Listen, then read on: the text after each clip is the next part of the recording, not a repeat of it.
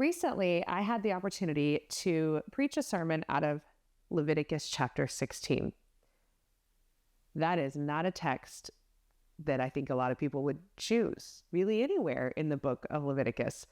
But I learned a lot in prepping for that sermon.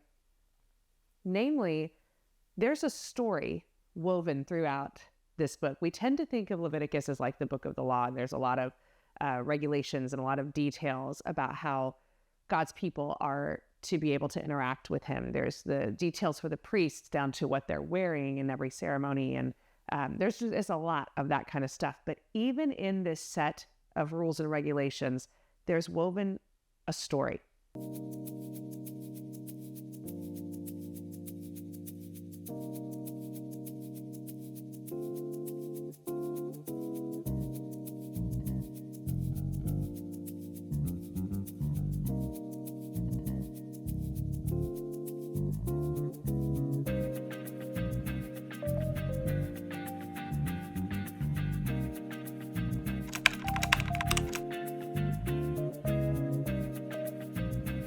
One of the things I didn't really get to explore in the sermon, because it wasn't the primary point of that particular sermon, is the very beginning of Leviticus chapter 16, where it says that this is taking place right after the death of Aaron's sons. So biblical context where we are here, we've got the Israelites that are removed from slavery, but they've not yet made it to the promised land. We've still got Moses is like the guy, he's still in charge. We've not passed things off yet to Joshua.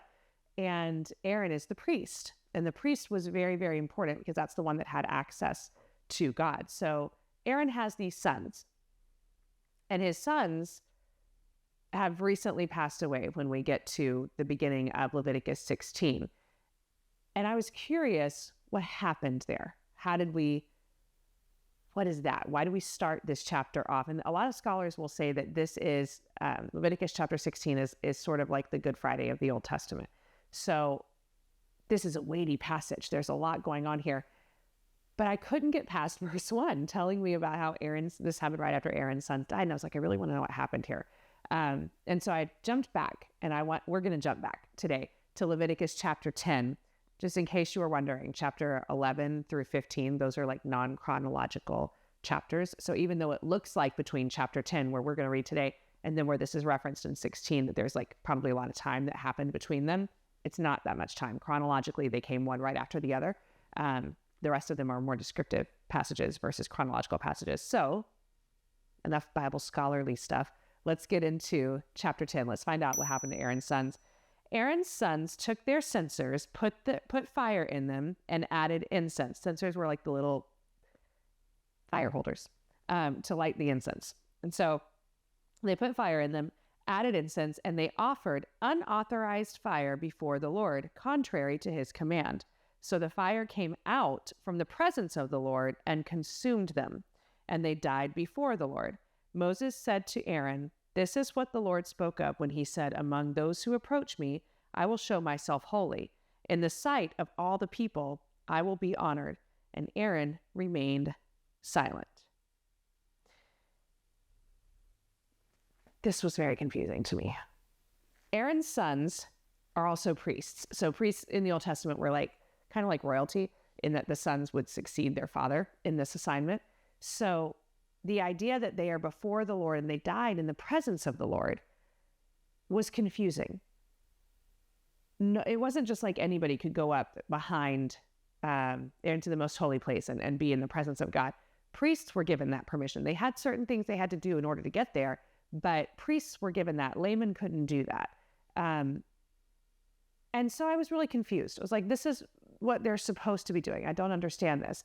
But it's that one word that we read in verse 1.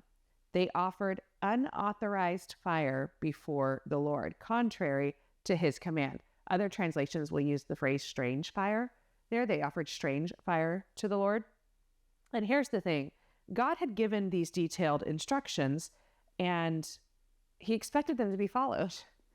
And I wonder with Aaron and his sons, if maybe they didn't experience something that we could easily experience now. Think about his sons. Think about what they would have grown up around. the life of the Israelites up to this point.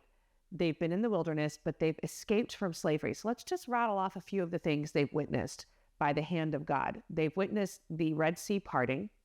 They have witnessed the Red Sea unparting at exactly the right time when the Egyptian army is drowned and they can't pursue the Israelites any longer. So not only were they delivered from their captors, but their captors were never to be seen again. So that's like a double miracle, right? They've seen that. They've seen manna fall from heaven. They've seen quail fall from heaven. They have seen the pillar of fire and the cloud that is the presence of God.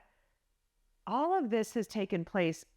It's almost like the Israelites, they've been very comfortable and very familiar with the miracles of God. Things that in our American culture today that we're like, it's hard to believe that these miracles would still happen. And yet they saw that stuff firsthand. This is the generation that Aaron's sons would have grown up in. And those are just the big monumental miracles. We see other things that are evidence of the power of God throughout the rest of this chunk of the Bible here. It isn't just these big Red Sea moments. Sometimes it's some of the smaller moments that for sure we would have seen. The sheer fact that Moses can talk to the Lord and be in the presence of God and his face glows, like this is the world they would have grown up in. It would have been equivalent to what we say now, like with pastors' kids or kids that their parents are on staff or whatever. They grew up under a pew. We say that they're in the church every time the doors are open. There's a lot of us that can relate to that. They've been around the presence of God and the house of God so much that it feels like home. And praise God for that. We just actually had this really cool thing happen in our worship practice last night. It made me so happy because I did this growing up, but one of our musicians, one of the members of our worship team, brought his young son to rehearsal. And so you have the adult sitting there on guitar playing in rehearsal, and then you have his son who is like 5, 6 years old sitting there with his little child guitar strumming right along with us. And I'm sure playing none of the correct notes, but who cares? It was the coolest thing just to have him in that moment. And when I was a little kid and my father was what we would call the minister of music, because worship leader was not a word back then. And I would go to rehearsals or I would sit in when he'd be conducting, concerts or whatever.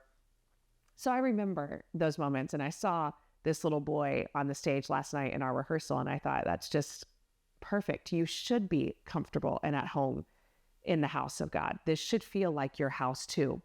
But what happens when we become too comfortable, too familiar, and we're too casual with the things of God because we've been around them so much? It's easy to do. And I think that is what happened with Aaron's sons. They became too comfortable. God required fire. They found fire, but it was strange fire. It was unauthorized. It was not the way the Lord commanded. And as a result, they did not follow this instruction, and then they were consumed by the fire of God.